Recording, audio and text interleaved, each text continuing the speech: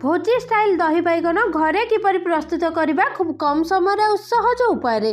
ताहल friends आपण माने video रे देखि पारथिबे केते सुंदर देखा जाउचे ए दही बैगन खाइबा को मध्य बहुत टेस्टी भोजी ठारू भी आहुरी स्वाद ए दही बैगन। ताहल फ्रेंड्स आसंतो ए वीडियो माध्यम रे जानिबा कि किपरि प्रस्तुत करबा दही बैगन। प्रथमे मु एही साइज रो एमती 5टी बैगन नै जाइछि याको भलो भाबरे काटिकी भलसे याको धोई देछि। आपण माने आपण मानको पसंद अनुसार बैगन को काटिकी नहीं पारिबे। ताहल फ्रेंड्स एथिरे मु किछि स्वाद अनुसार लुण और किछि हल्दी पकेकी याको भलो भाबरे याको मिसै नेछि। देखंतु केते सुंदर भाबरे बैगन सहित हळदी और लुण को मिसैला परे याको 4 रु 5 मिनिट पर्यंत मु एमिति छाड़ी नेइथिली। एहा परे कढ़ाई रे किछि तेल गरम करि नेछि। तेल भलो भाबरे गरम होला परे आमे रखिथिबा काटिकी रखिथिबा बैगन सबको एथिरे पकेइ नबा आ यहाँ को लो रु मीडियम फ्लेम रखी भाजी नबा। मु सबु जाक बैगन एका बेले पकेइनी अल्प अल्प करी बैगन को भाजी नेछि आ यहाँ को लो रु मीडियम फ्लेम रखी बैगन को भाजीबा।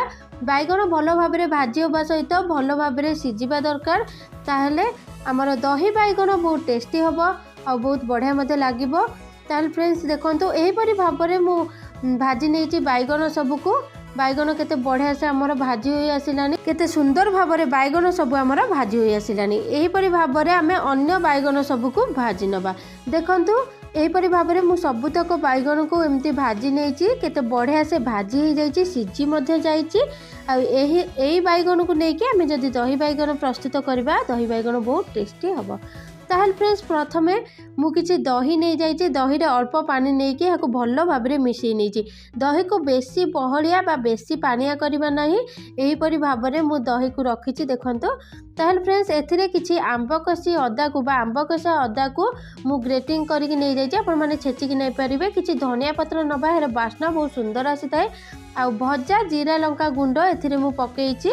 भजा जीरा लंका गुंडर बास्ना मध्ये बहुत बढ़िया आसीताय आ किछि बीट लुण बा यहाँ को कला लुण कह जाए। बीट लुण दही रे पकेले यार टेस्ट किसी अलग प्रकार आसता से मुझे बीट लुणर व्यवहार करिछि। को भलो भाबरे प्रथमे आमे मिसै नबा। या परे कढ़ाई रे किछि आमे तेल गरम करदेबा। तेल भलो भाबरे गरम होला परे किछि सुकिला लंका पकई देबा और किछि जीरा और सोरिष पकईकी यहाँ को फुटई देबा। शेष में किछि भृषंग पत्र पकेबा यार बास्ना बहुत सुंदर आसी था। दही बैगन रे दही रे मु प्रथमे बैगन को पकई नेछि भाजिकी रखिथिबा बैगन को दही रे पकई नेछि। या परे प्रस्तुत करी रखिथिबा छुंक को दही रे पकई नबा। यार बास्ना बहुत बढ़िया आसीबो दही बैगन रे। ताहल फ्रेंड्स एथर हमर प्रस्तुत हो जाइछि भोजी स्टाइल दही बैगन।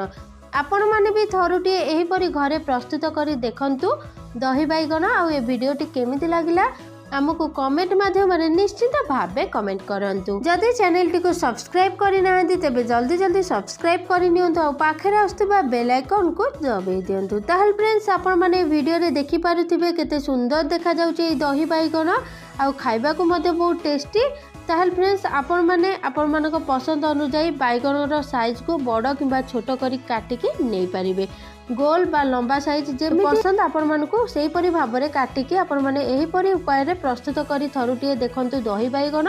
आ जदि वीडियोटी भलो लागि थाए तेबे लाइक शेयर कमेंट निश्चित भाबरे करि नियंतु। एही दही बैगन रे मु चीनी रो आदम व्यवहार करि नाही काहेकि ना जेउ मानको मीठा पसंद से माने एथिरे चीनी मध्य व्यवहार करि परिबे अल्प चीनी व्यवहार करि परिबे किंतु जे मानको मीठा पसंद नुआ से माने आदम चीनी रो व्यवहार करिबे नाही।